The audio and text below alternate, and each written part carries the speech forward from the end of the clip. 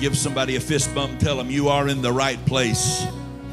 Come on, tell them like you mean it. You are in the right place. Of all the places you could be on this Thanksgiving weekend, you're here.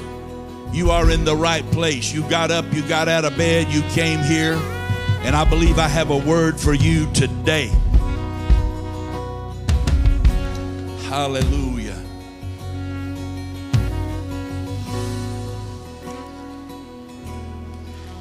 I used to do a lot of series when I would preach. I'd preach 10-part series, 20-part series. One time I preached 27 times on Now Faith. And I haven't done so many series in the last few years, but we're on part 5 of I Hear the Sound of Now. Don't you appreciate this band and praise team? Don't you appreciate the sound that they put in the atmosphere? And Pastor Adam and Olivia, and the sound that they bring in the atmosphere that penetrates the darkness, that pierces the darkness. Well, I hear the sound of now piercing the darkness. You know, there are a lot of sounds that we hear. Especially if you close your eyes, you hear a lot of different sounds. This time of year, the last few days, I've heard the sound of cold. Oh, it has a sound.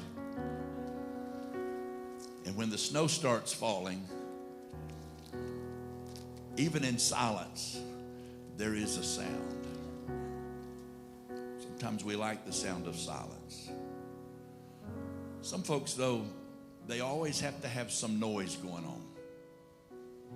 They even sleep with these machines that make sounds like the ocean or noise or whatever so they can sleep. I knew a guy that had to have a fan blowing to sleep in the middle of winter when it was cold and snow on the ground.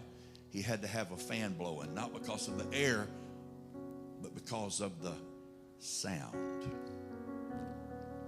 Sounds are important. Seasons have sounds. Children have sounds.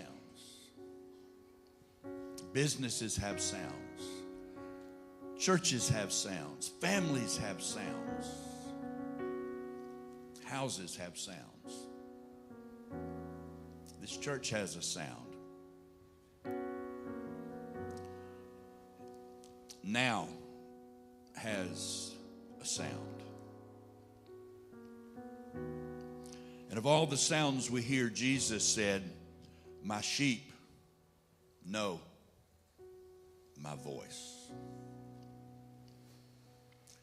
And when the Lord speaks, you know if it's him. You know. The enemy tries to counterfeit everything of God. And he'll try to counterfeit the voice of God, the sound of God, but he can't, because he's a counterfeit. And when the Lord speaks, you know when it's the Lord.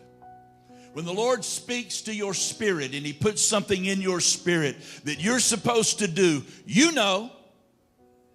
You may try to deny it. It might cost you something. There might be a sacrifice that has to be made. You might have to change something. You might have to do something. And sometimes when we hear that sound from the Lord, we don't want to do it. Look at your neighbor right now. Look him in the eye and say, he's talking to you right there. Because there's times that we don't want to do it. We don't want to say it. We don't want to give it. We don't want to go there. We don't want to do that. But you know. Nod your head at me if you know. Say, you know. You know the voice of the Lord. You know the sound of the Lord. He said, my sheep know my voice. As we recap, just briefly getting started.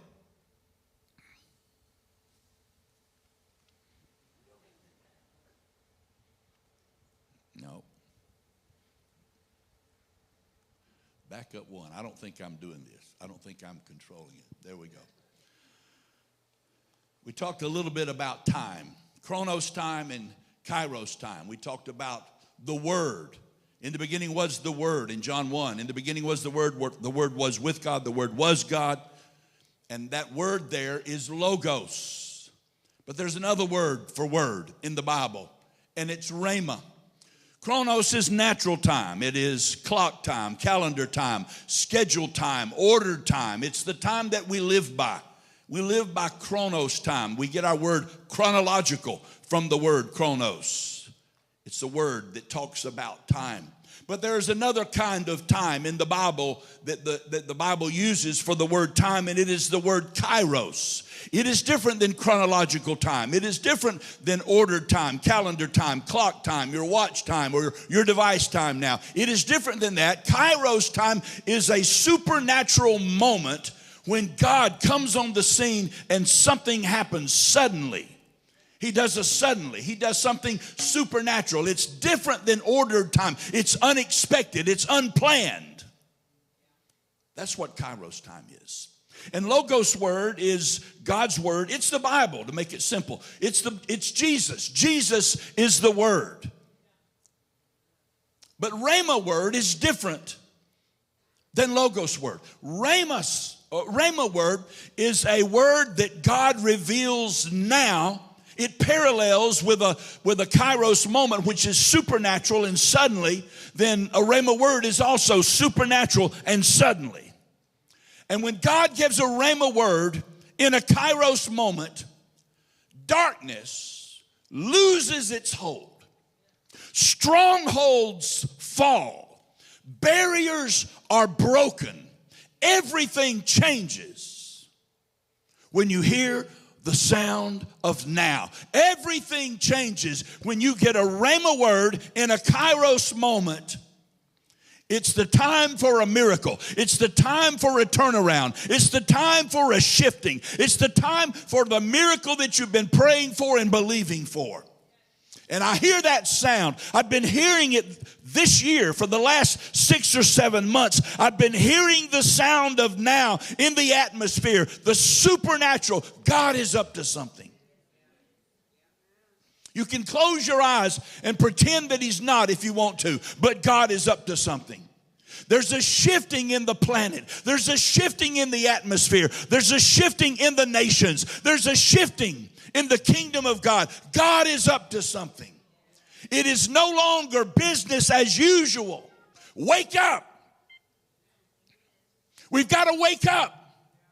We've got to be praisers. We've got to be worshipers. We've got to be sensitive to the Holy Spirit. We don't have time to be sick. By his stripes you're healed. Be healed. We don't have time to be lazy. Get up. We don't have time to be lethargic, wondering if God is working, wondering if God is moving. He is. Read your Bible. Listen to the news. When they begin to say good is evil and evil is good, you better wake up. It's in the Bible. So, if you hear the sound of now, you understand that darkness never wins against a now word. Here's a powerful scripture. You know it. You've read it. Every time you've read the book of John, you've read this verse. John chapter 1, verse 5. And the light shines in the darkness. But here's what's so amazing. The darkness could not comprehend it. That's a lot deeper than most of us have ever seen. The light shines in the darkness. So when the light comes on in a dark place, darkness has to back up. The brighter the light, the further darkness backs up. The dimmer the light, darkness tries to close in. But it cannot snuff out the light. No matter how dim the light will shine in the darkness. You will see the reflection of objects that are around because that's the way God created light and dark. But when the light shined in the darkness, the Bible says the darkness did not comprehend it. Does that mean that darkness is some kind of substance? I'm just asking a question. Does that mean that darkness has a mind of its own? Does that mean that darkness can think and understand? If it could not understand the light, what does it mean when the Bible says darkness comprehended it not? Darkness could not comprehend the light that shined in the darkness. The perception is that evil is in the darkness. The perception is that trouble abides in the darkness. The perception is that demons and the demonic world and the spiritual world comes out of the darkness. But when the light shined in the darkness could not understand it. The darkness could not figure it out. The darkness could not comprehend what was going on because the darkness evidently thought the darkness could rule and stay in charge. But when the light came in, the darkness was confused. The darkness couldn't understand. The darkness couldn't stay. The darkness could not overcome because light penetrates and pierces the darkness. In Isaiah chapter 61 and 2, it said, arise and shine. He's talking to us. He's talking to you. He's talking to the person sitting next to you. Arise, get up, shine. How do we shine? We shine because his light lives in us. His light is in us. Arise and shine, for your light has come. For behold, the darkness shall cover the earth. And it does. We know this to be true. Through the hours of darkness, the darkness covers the earth. If you've ever been in an airplane at night and you've flown over areas, it's interesting to fly over cities and you see the glow. As a matter of fact, the bigger the city, the bigger the glow, and the further away you can see it. You can see it from miles and miles on a clear night. And as you're flying, the closer you get, the brighter it gets. But then as you pass over the city, it starts getting dark. And if there are no cities for miles, and even though we live in a very populated world, some 8 billion people, there are many, many places that are still uninhabited or scarcely habited. And there is much, much, much, much darkness. Does anybody here live on a farm? Oh, there's one. Anybody else? Two? Anybody live way out in the country somewhere? Maybe not on a farm, but see? At night when you go outside, what do you see? You see the stars. How many live downtown? How many live where there's a lot of light at night? You live close to the mall. You live close to the city. When you go outside at night, what do you see? You can see some stars if it's dark enough, but the light around prevents you seeing through the darkness and seeing the lights in the skies because you're closer to the light. The closer you get to the light, don't miss this, the less darkness you will see. Arise and shine, for your light is come. For behold, the darkness shall cover the earth. But the Lord will arise over you, and he is the light. Darkness loses all of its power in the light. All of it.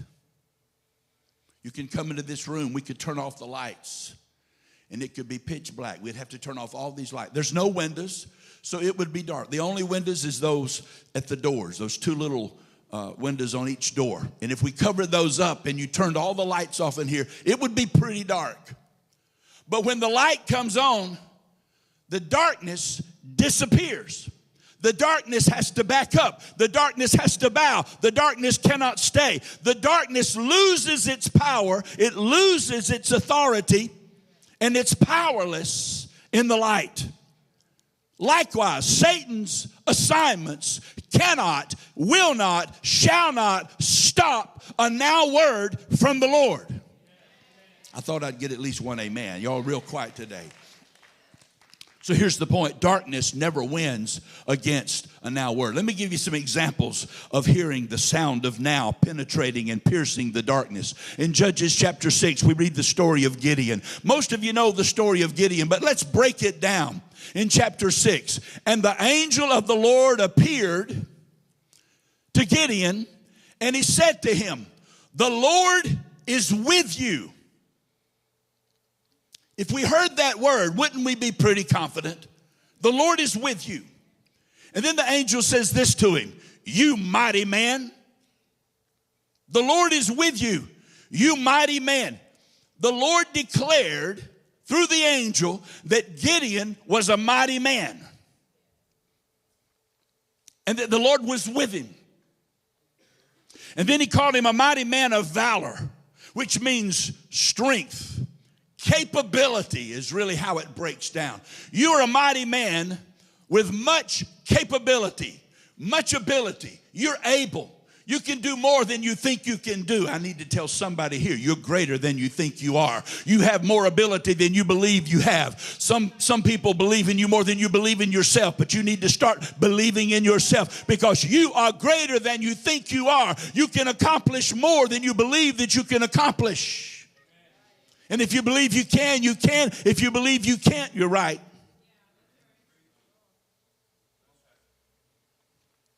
But the angel said, "The Lord is with you, you mighty man of capability, you mighty man of strength," is another translation there. And then listen to Gideon. Gideon said to him, "Oh my Lord." Can't you just hear him? "Oh my Lord. If the Lord is with us," he starts questioning God. Anybody here ever question God? You know, he's got big shoulders. He can take it. Some of you think, "Oh, we better not question God." Yeah, you can question God, but his answer is still the same. It just takes some of us a while to get there. But Gideon says, "Oh, my Lord, if the Lord is with us," and then he starts with the questions. "Why then has all this happened to us?" Isn't that just like some of y'all? Why am I going through this? If the Lord loves me so much, if God has so many miracles and blessings for me, why am I going through this hell? That's the way we say in the South, hell. It's a two-syllable word. Hell. Why are we going through all this hell? In the North, it's hell. Why are you going through the hell? So why are we going through this? And that's the way we Christians do. We hear the Lord. We read the Bible. God speaks to us. He says, "I've got a plan for your life. I've got a future for you. I've got a devil-conquering destiny for you. I've anointed you for such a time as this." And he gives us a word, a now word, in a now season. And when it doesn't happen like we think it should on our clock, on our chronograph, scheduled, ordered time, well, if God's with me and God's got this plan for me, why am I going through all of this? Why has all this happened to us? And then Gideon goes a step further. Where are all the miracles that our fathers told us about? Some of y'all need to get this. Some of us need to wake up because this is for you. I tried to preach this message one time, and I let weeks and weeks go by, and I thought, I don't want to go back to that. They'll think I'm preaching the same message again. Well, it really don't matter what you think. I got to get it. And when I get it, you've got to get it. And we have to get it. And I hear the sound. I hear it in the atmosphere. I hear something supernatural. God is trying to get our attention. God is speaking to us. God is saying, wake up. God is saying, I have a kairos moment for you. I have a rhema word for you. Let them collide in the atmosphere. Hear what I am saying. Get ready, get ready, get ready. And Gideon said, well, if if I am a mighty man, if God's got a plan, then where are all the miracles? Then the Lord turned back to Gideon and said, go. Go. Quit waiting. Quit procrastinating. Stop making excuses. Stop asking so many questions. Just go. And if we had time today to go around every person in this room, and I had time to look you in the eye and say, what has God said to you? What has he told you to do? What has he told you to do? What has he told you to do? What has he told you to do? And you and you and you and you and you. And I did that to every person in the room.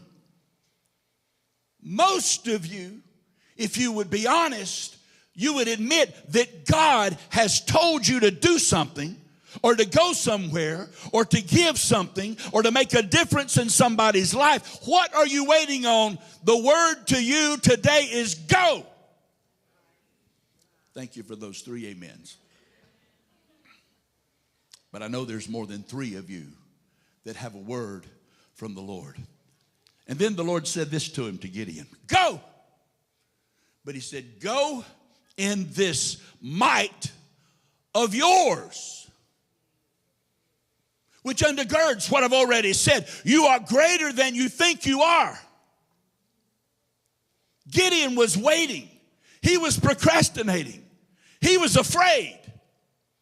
Now, he had an army of 32,000. And God said, send a bunch of them home. You know the story. I won't preach it all. 22,000 went home. 10,000. He had 300 left. From 32,000, he had 300. If that had been most of us, we would say, now we have a reason to be afraid. Because you understand, the Midianites were 120,000. Get that in your mind. So he's got 300 fighting 120,000. In case you want to calculate quickly, the odds were against them 400 to 1. 400 to 1. That means for every one of Gideon's soldiers, they had to fight 400 men. It's 1 against 400. That's not a fair fight.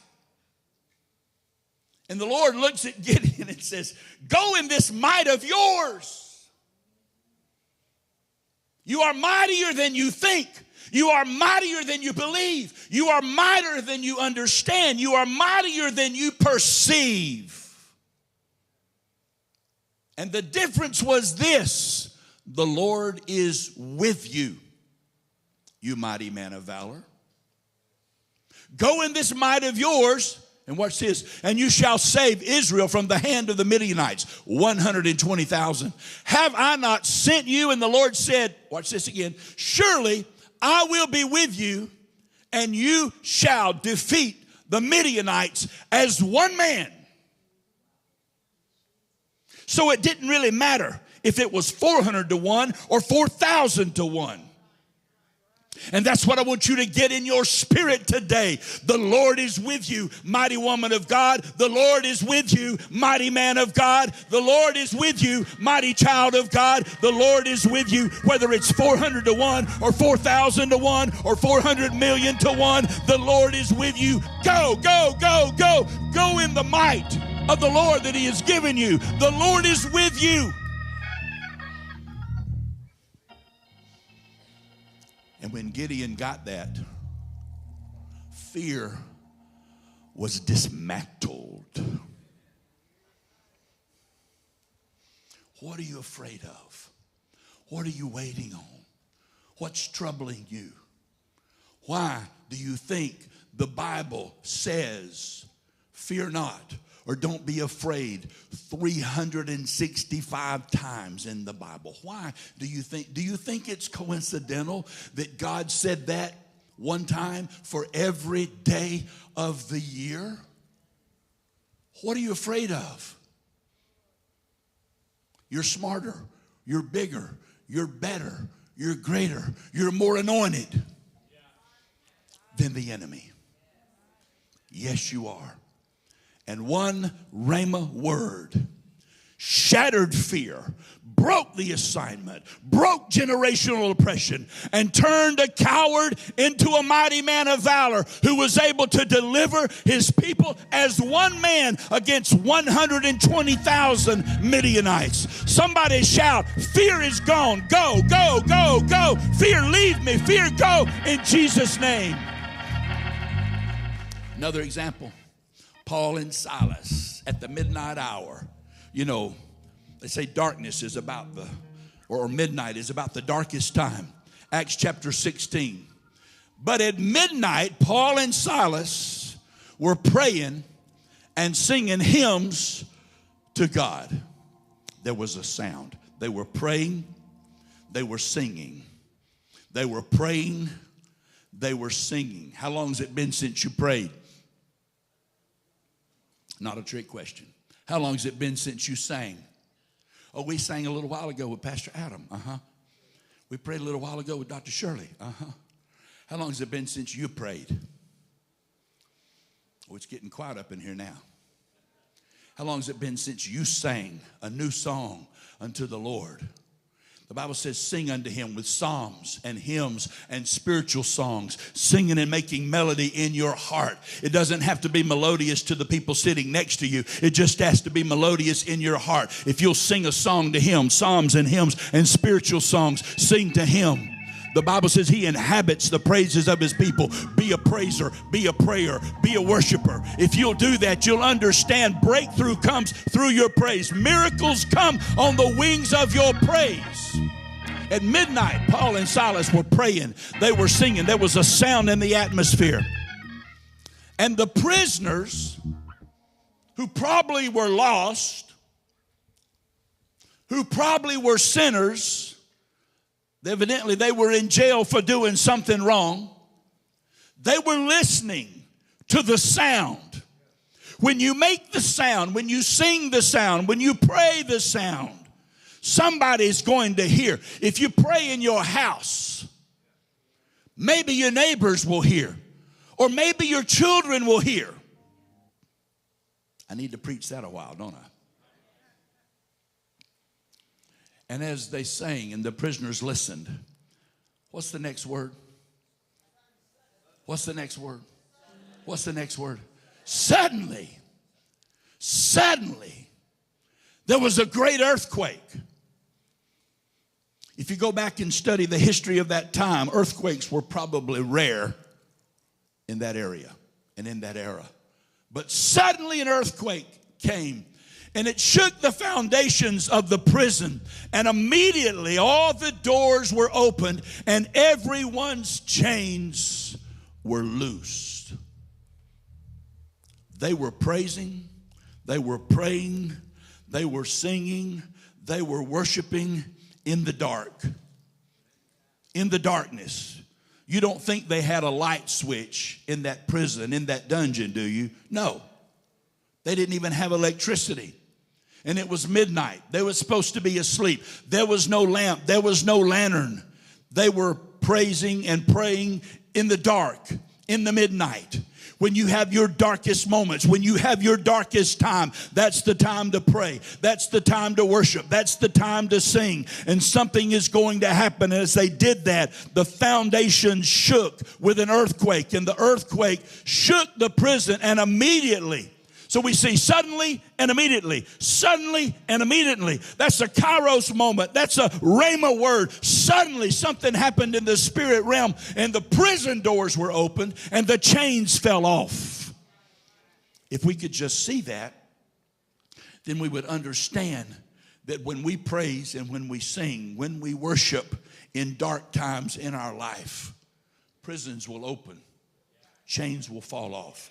Prisons will open, chains will fall off. Prisons were open, chains will fall off. That was in the physical, that was in the natural. It works in the natural, but it works in the spiritual also. We can't praise enough. We can't sing enough. We can't worship enough. And the more we do, the brighter the light. And the brighter the light, the more the darkness backs up. And the more the darkness backs up, the more suddenlies, the more immediatelys, the more rhema words, the more kairos moments occur in your life. Is anybody getting this? Suddenly the foundation shook, the doors opened, and the chains fell off, because there was a now sound that pierced the darkness. I'm going to try to quit. Hurry. I'm circling. I'm landing. I'm on the final approach. 2 Chronicles 20. You know this story. And he said to them, listen, all of you of where? Of Judah. What does Judah mean? Praise. So listen, all of you of praise. All of you praisers, listen. All you inhabitants of Jerusalem. What does Jerusalem mean? Peace. City of peace. Shalom. Jeru, shalom. It's peace. Listen, all of you praisers and you inhabitants of peace. And you King Jehoshaphat. Thus says the Lord to you. Do not be afraid. There's one of the 365. Nor be dismayed because of this great multitude. For the battle is not yours. Oh, if we could get that in our spirit. The battle is not yours. Could I tell you that the battle you're fighting right now, it's not your battle. The battle you're facing, it's not your battle. The Lord's put you there for such a time as this to show himself great, to show himself strong, to do a miracle, to do a breakthrough, to do a turnaround, and to strengthen your faith and to strengthen you as an anointed remnant soldier. The battle is not yours, it's God's. Tomorrow, go down against them.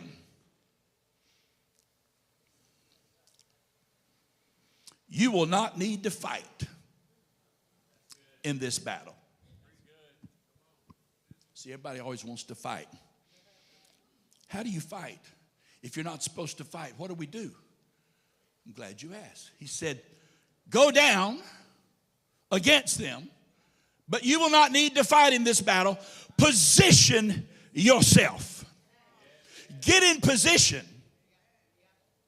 What is our position? Well, sometimes it's on our knees. Sometimes we're on our knees. Sometimes we stand up and lift up our voices. We lift up our hands. Sometimes we sing. Sometimes we praise. It's all worship to the Lord.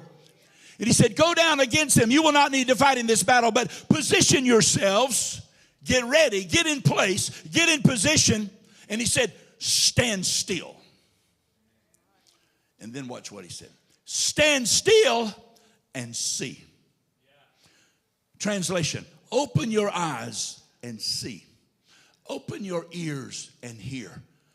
Get in position, stand. When you don't know anything else to do, stand. Because it's not your battle anyway, it's the Lord's. Stand. Get in position and stand. What is your position? I don't know where he's called you to, but whatever it is, get in position and stand. So many times we get in position, but we get tired and we get weary and we become impatient. And we want to go home and we want to quit and we want something different. We want a different view.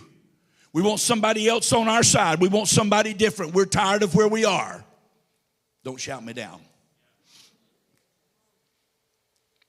He said, stand still and see. Look, open your eyes in the spirit realm and see what God is doing. See the salvation of the Lord who is with you. Do not fear or be dismayed. He told him again. Why did he tell him again? Because he didn't get it the first time. They weren't deaf. They weren't ignorant.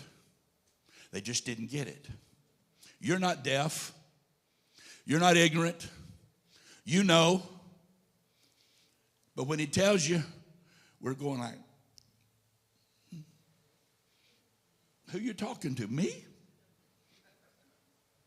Who you talking to? You want me to do what? You know. Why are you acting like you don't know? Why are you acting like God meant it for somebody else?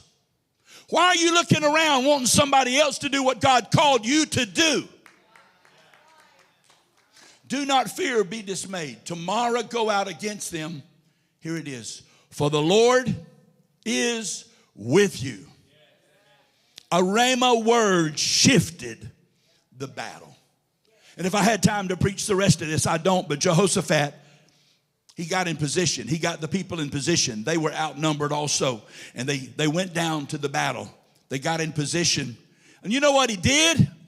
I told you last week. You know what he did? He put the praisers, the singers, the choir, the musicians in front of the soldiers. Who would do that? The soldiers should protect the choir. The soldiers should protect the singers and the worshipers. But Jehoshaphat, the king, he put the choir, the musicians, the singers out front in position. And they began to sing, praise the Lord. His mercy endures forever. Praise the Lord. His mercy endures forever. Can you hear them in unison? Somebody help me. Praise the Lord. His mercy endures forever. Praise the Lord. His mercy endures forever. Praise the Lord. His mercy endures forever. Come on, praise the Lord. His mercy endures forever. Praise the Lord. His mercy endures forever. And as they began to praise, it confused the enemy, and they began to kill each other. Oh, you missed that. They began to kill each other, so much so that when they finally went out to the battlefield, everybody was dead. They had killed each other. And watch this. So Jehoshaphat and his crowd started going through, picking up the jewelry, picking up the food, picking up the clothes. So much so that the Bible said it took them 3 days because they could not carry it all. 3 days gathering the spoils of war. I need to tell somebody, you are greater than you think you are.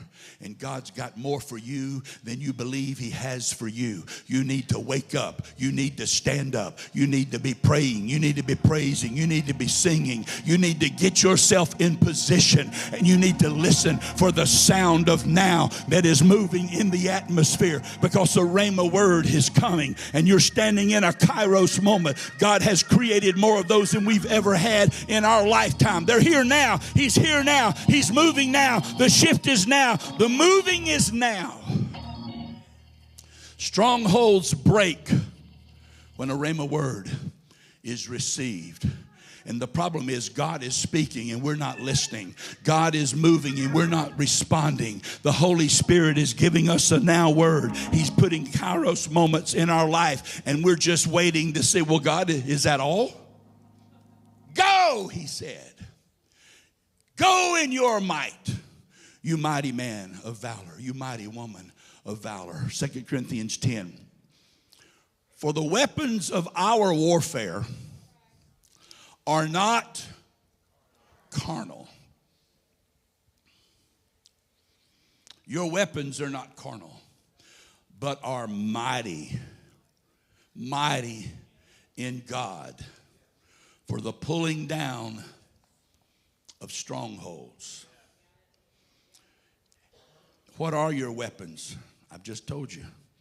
Praise, singing, shouting.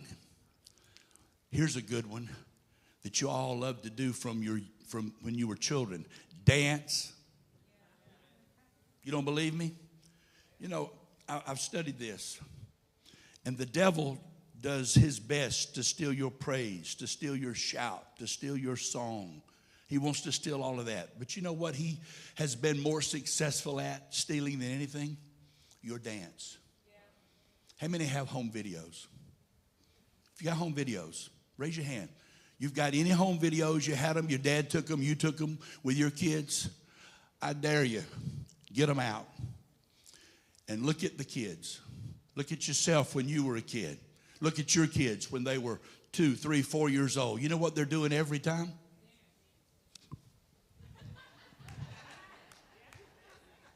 Go look at them. Go look at them. And the older we get, we go to this.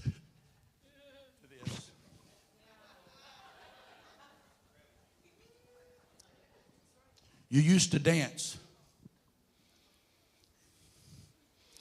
and you've stifled it. What will people think if I dance? Who cares? Who cares? I pastor a great church. I've got 4 degrees. And y'all see me dancing all the time, and I could care less what you think. I don't care. You're supposed to be sophisticated. You're a pastor. Yeah, you got a doctorate degree. They call you a doctor. Who cares? It means nothing if I can't praise. It means all your money means nothing if you can't praise. All of your humility means nothing if you can't praise. All of the things that you've accomplished, they mean nothing if you can't praise. We ought to praise him. Be a praiser. Shout to the Lord. Shout with the voice of triumph. Make a joyful noise unto the Lord for all he has done. Hallelujah, hallelujah, hallelujah. Everybody get on your feet. Get on your feet and praise him.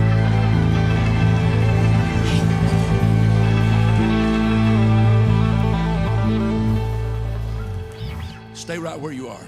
Satan thrives in silence. He wants you to be quiet. He doesn't want you to shout. He doesn't want you to sing. The word brings light, clarity, direction, and breakthrough. You old people. You old people, when you're trying to read something, when you were little, when you were young, you could read in the dark. But now you turn the light on. Where are my glasses? I want to see this. I need more light. If I just had more light. No. When the light comes, the dark has to disappear. The dark backs up. The dark dissipates. It cannot stay. The word of the Lord brings light. The more light, the clearer it is, the more clarity. It brings direction. It brings breakthrough.